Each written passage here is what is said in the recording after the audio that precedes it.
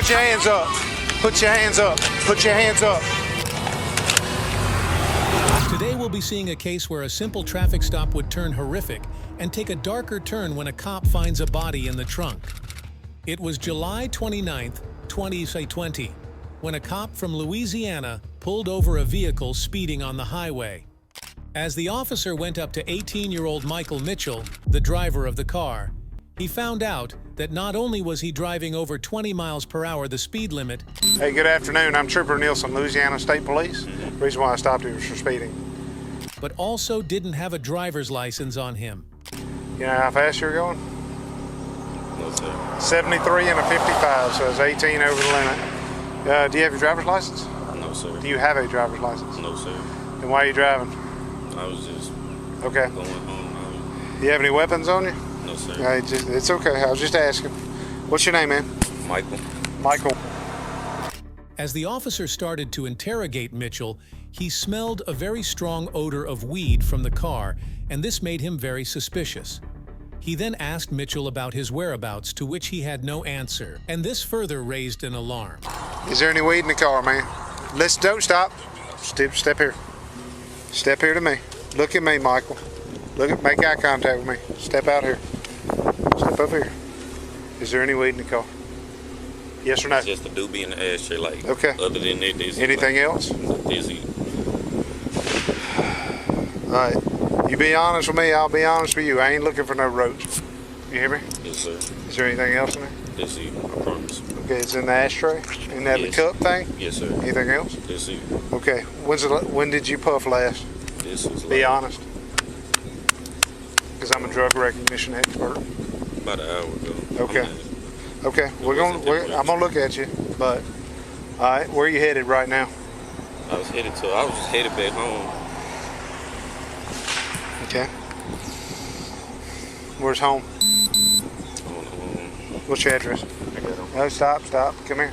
Where do you live? It's easy. It's easy to answer this. Where do you live?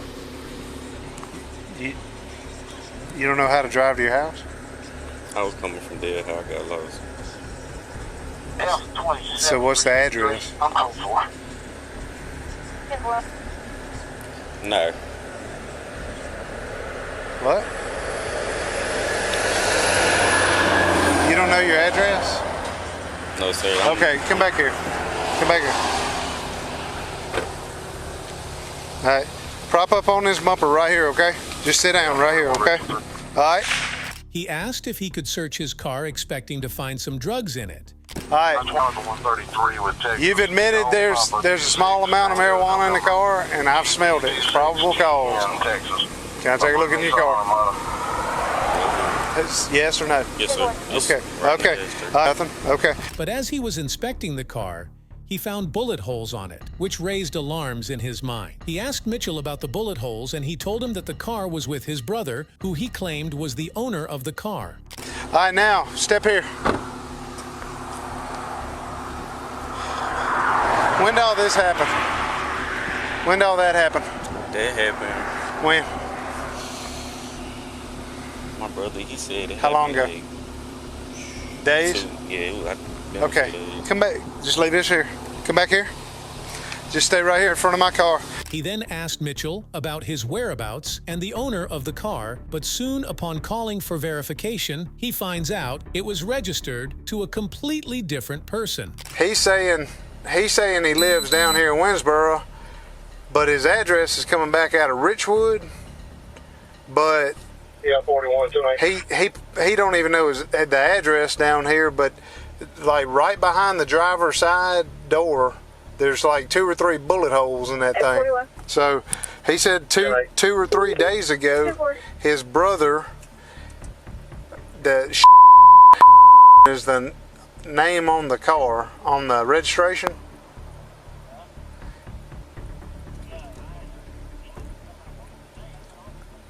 Okay, I'm gonna call a guy. I mean, I'm code 4. I was just seeing if y'all had this. This proved he was lying about the car belonging to his brother and possibly his whereabouts. He said he thinks his brother said his car was in something 2 nights ago. Now he says he lives in Winsboro, but he's got a Richwood address, and the car comes back out of Monroe, and he's got this, he's got a GPS thing put in, but he don't even know the address, so he's lying about a bunch of junk. So I was just gonna check, y'all aren't working anything up. Soon another car arrives and the driver tells the cop that they've been looking for Mitchell, but calls him by a different name, which makes the situation even weirder. Okay, all right.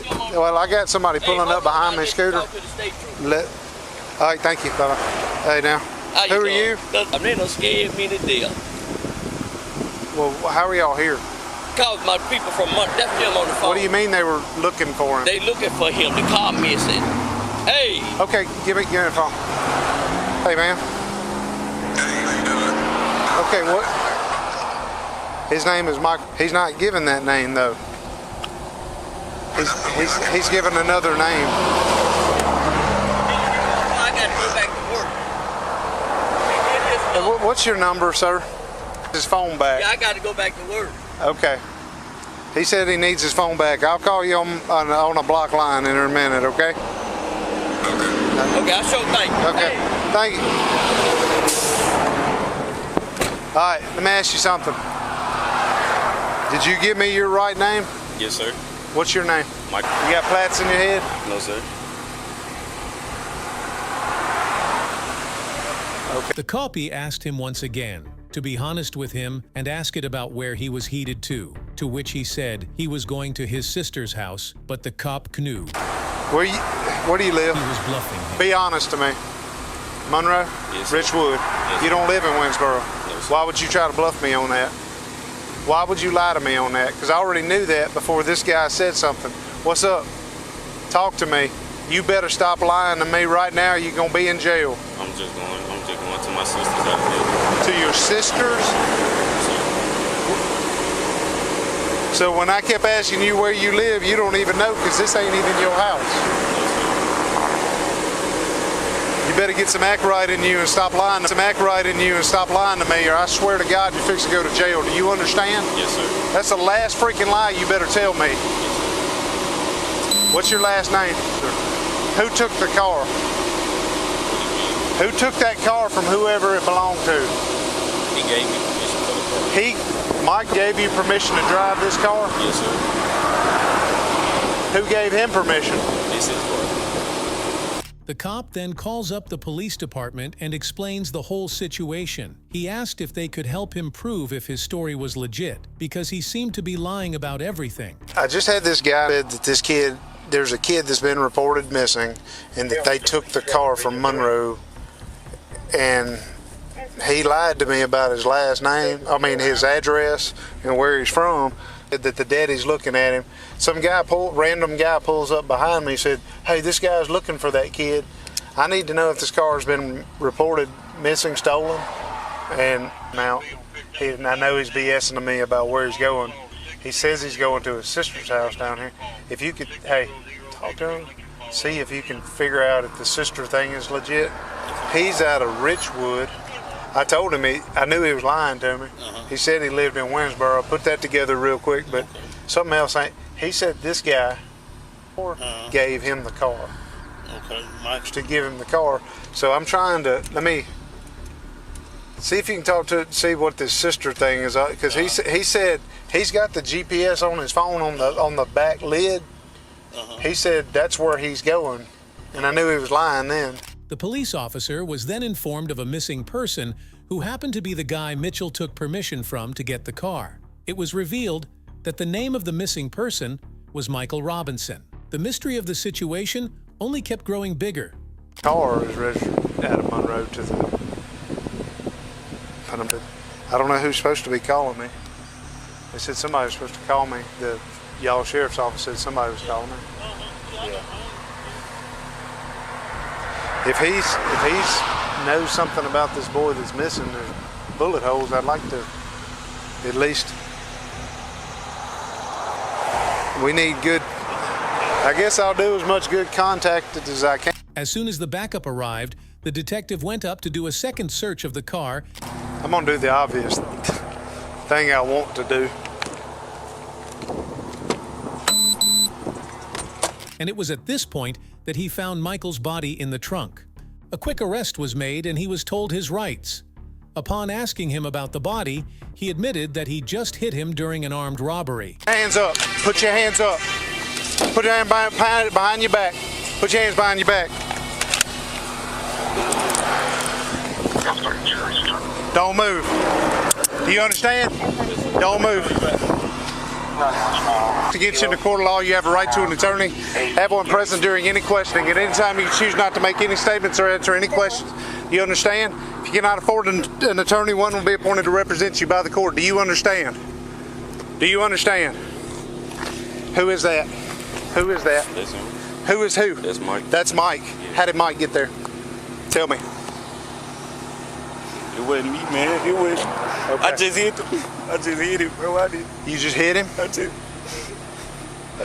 Okay. Lock this down. Lock this down. Mitchell was proven guilty for armed robbery and a second-degree murder. He is undergoing trial and is expected to be sentenced to life in prison. If you liked this content, subscribe for more and comment down your thoughts about this case below.